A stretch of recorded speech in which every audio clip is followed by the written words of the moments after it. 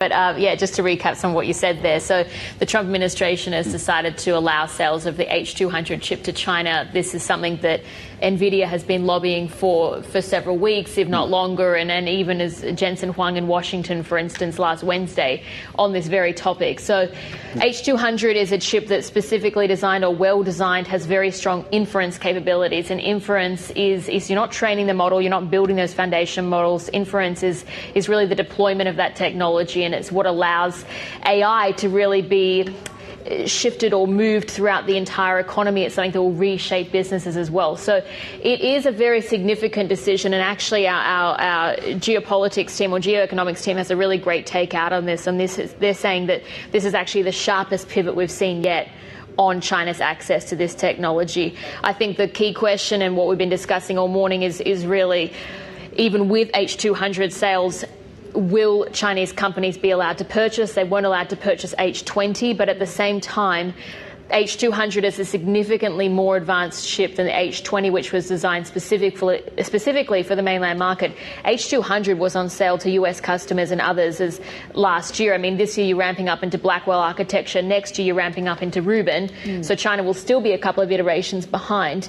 But at the same time, this is way more advanced than what they can get in China right now. Yeah, and seen as, I guess, sort of a compromise from the U.S. Trump administration as well. Meanwhile, we're hearing from the president talking about, they want to do away with these sort of state-based AI rules. What would you know about that? Yeah, this is another one. So he's quite active on Truth Social, obviously, President Trump. And the other one that he was talking about overnight is this rule book for AI, because this has been another sort of a complaint or issue with big tech in the US. And the way that it was shaping up was that you were having a lot of state-based regulations. So states were trying to protect consumers living in their own home areas. And so they were looking at rules to regulate the companies, again, on that state-based level. The US wants to move it to federalized rules instead. And that is also to allow companies to essentially be able to operate more easily instead of trying to respond to lots of different regulations, have one regulation instead. And I think as well, the Trump administration has been very clear that they've moved in that direction of less regulation, which again is what US big tech companies want to see. But it comes back to that bigger question of competition. And if you restrict companies, do you also restrict their ability to compete, essentially what you see from China? The H200, remind us, where does this chip fall in NVIDIA's current lineup? Yeah, so this is the prior generation, the Hopper generation's most powerful chip, significantly more powerful and faster than the H20, which today they are allowed to ship, but buyers are not lining up to buy the chip. Significantly higher ASPs than the H20, almost 1.5 to 2x higher. So a license for this chip would be huge for NVIDIA, as you pointed out. Not the Blackwell, though. And I'm just curious about how powerful this is, right? We're in this AI race, this tech war, and nowhere is it felt the most between the U.S. and China. So how powerful an AI chip is it, and how much of it is it a win for NVIDIA? I mean, if you put in context what China can buy today, it's a significant step up from the H20s, right? Now, if you believe some of the benchmark comparisons, the H20 today is at par with the competitive alternatives that China has. So an H200 would be significantly better than any other chip they have access to today. Of course, not as good as the Blackwell. How would you adjust your spreadsheet if NVIDIA is able to sell this chip to China? Like, how does it affect the company's earnings? And again, this is, our reporting at this point by our team, including Mackenzie Hawkins, is that U.S. officials are having early discussions on whether to let NVIDIA sell it. So this is not a done deal, but if NVIDIA were able to do this, what should investors understand about how much they'd be able to sell? Well, there's two parts to this. There's one, their ability to sell, right? But there's also, remember, today they can sell the H20s, but they were not able to. It was just $50 million of H20s they sold in the quarter. And the reason being there is still that geopolitical friction between the two nations, and the China administration stands that they prefer their companies not buy NVIDIA chips. So buyers are not lining up today. So there's one thing, if they do get a license, that opens the door for them to be able to ship. But if the geopolitical tensions continue in disabling Chinese buyers from buying even the new H200s, then you're still not adjusting your models, right? I do believe that if they get a license for H200s, there will be some buyers who are on the fence who will have a lot more motivation now because this is the fastest and the most performing chip they have access to. So we could see some rise in the sales in the China market, but again, that geopolitical tension needs to really ease, and China needs to open up the doors for their companies to adopt NVIDIA chips. Does it also show some sway, if you will, that Nvidia and certainly Jensen has with the White House? And I just think about this past week, right? There was a black tie dinner with Mohammed bin Salman of Saudi Arabia, and you certainly saw Jensen Huang there. We saw a lot of activity on social, pictures of him alongside Elon Musk, alongside others. And I just wonder, it sounds like that Jensen Huang has a pretty good relationship with the White House. Is that fair? From what we see, it would be fair. I don't want to speculate the sway or reach he has inside. But remember, this is the largest, most valuable company in the world. Second, it's at the forefront of the AI innovation, which now all major economies and regions have made their priority that they really want to be at the center of that. So you would assume that it makes sense for him to be on all of those important seats that you just described. Hey, before we let you go, Kunjan, I'm wondering about the competition in China right now. And there's this debate that goes on, okay, is it better to actually let NVIDIA sell advanced chips to another country that might have restrictions on it versus not? Because if you don't sell the chips, then maybe it provides an incentive for China in this example to actually develop these chips themselves. Is there a view that you fall to one side on? Where, from the perspective of, okay, would China out innovate, or would China try to out innovate the US with access or without access to these chips? Does it matter? It does not. I mean, if we just look at, instead of speculating, we just look at the past data, right? Whenever we have tried and limit their access to certain technological advancements, they have accelerated their pace of innovation in that area. There is definitely a thesis, but that by limiting the most latest advanced chips, you can slow down their path, but I don't think you can really shut them off. They have shown time and again, and remember, they have different resources, right? One of the key advantages they have is they don't have any lack of power, especially when it comes to green power, right? So the current chip solutions that Huawei has, while inferior to NVIDIA's chip-to-chip basis, they can pool a lot of them together, even if it's inefficient, even if it's more cost and in terms of power, they don't care. They still are able to get comparable outcome and performance to generate AI. Yeah.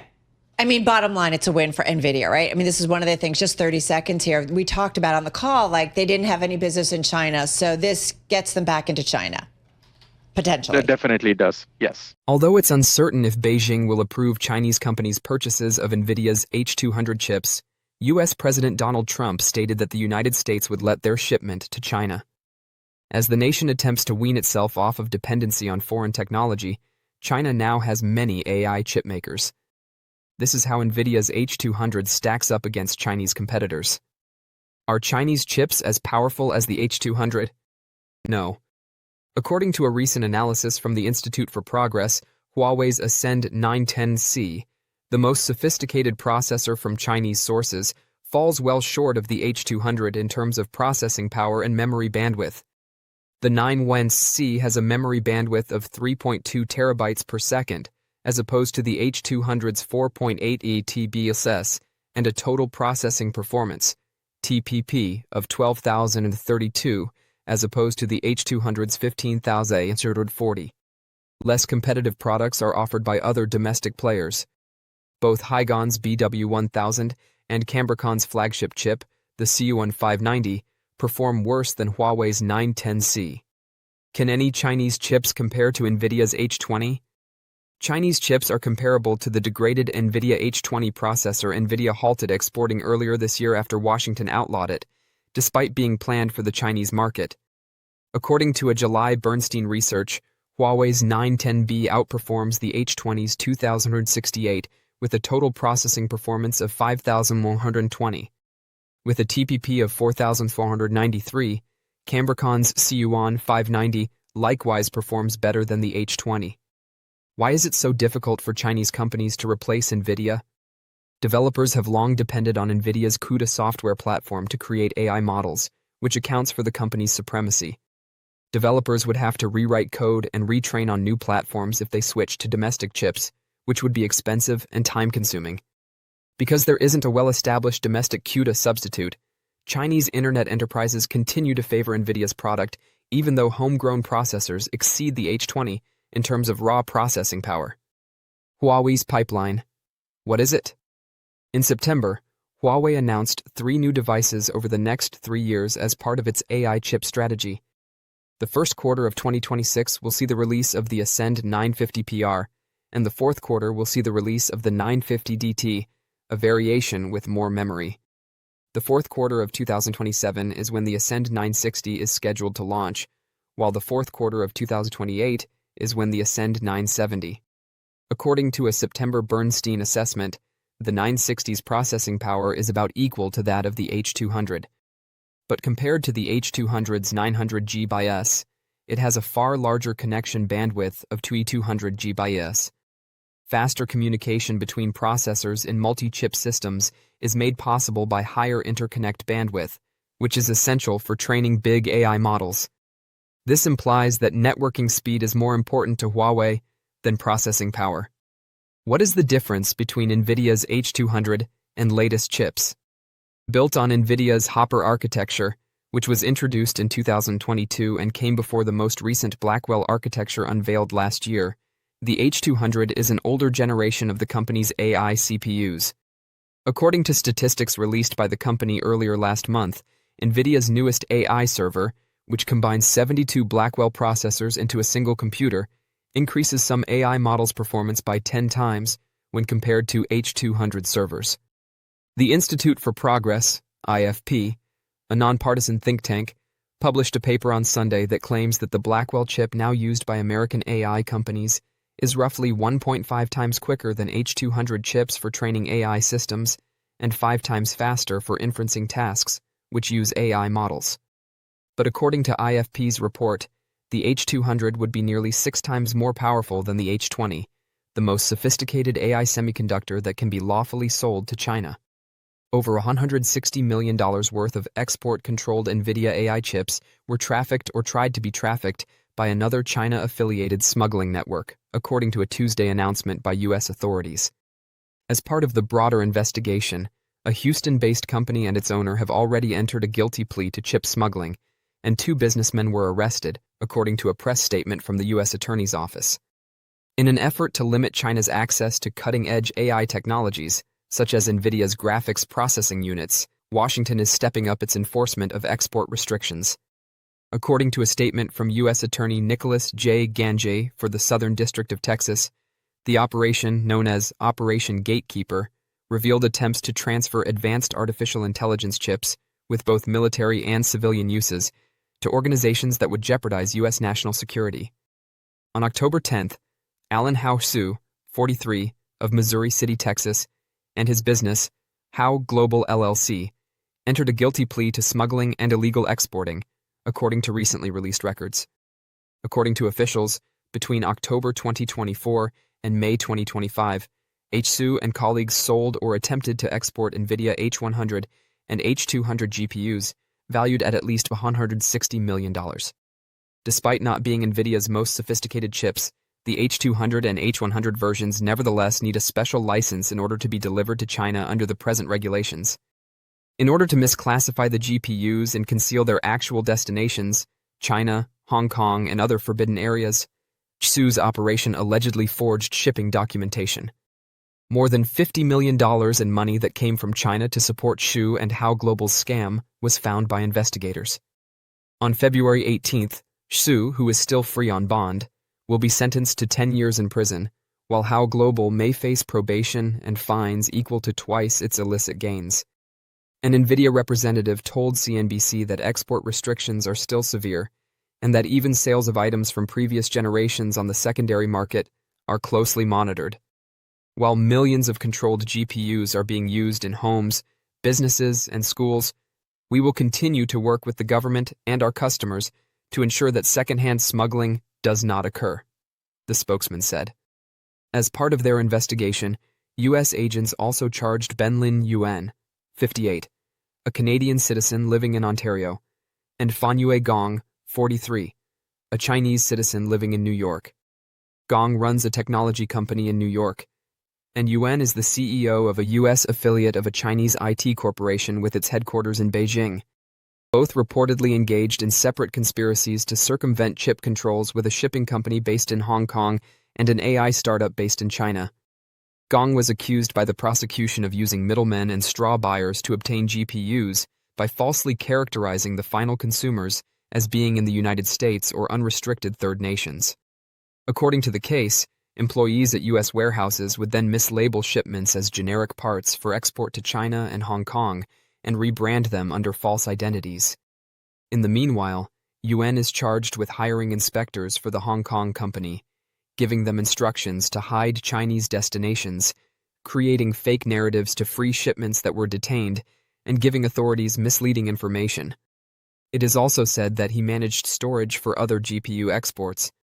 Gong faces up to 10 years in prison for conspiring to smuggle, while Yuan faces up to 20 years for conspiring to violate the Export Control Reform Act. The Bureau of Industry and Security of the Commerce Department, which is in charge of monitoring and enforcing U.S. export regulations, including those pertaining to Nvidia, was involved in the inquiry. The case is part of a recent wave of similar busts involving unapproved Nvidia shipments. Reports of gaps in current regulations have prompted lawmakers to try to strengthen monitoring of U.S. chip controllers. The U.S. president did, however, imply this week that he might permit Nvidia to distribute its H200 chips to approved customers in China and other countries, provided that Washington receives a quarter of the earnings. Despite not being the most cutting-edge model in Nvidia's inventory, the H200 would be the most sophisticated model accessible in China and might assist meet the nation's desire for AI processing capacity. Don't forget to share your thoughts and experiences in the comments below. Your input helps create a more knowledgeable community where we can all learn and grow together in the world of investing. Stay up to date with the latest market trends, insights, and key updates by subscribing to Investing Tutorial. We're here to help you make smarter investment decisions and stay ahead of the curve.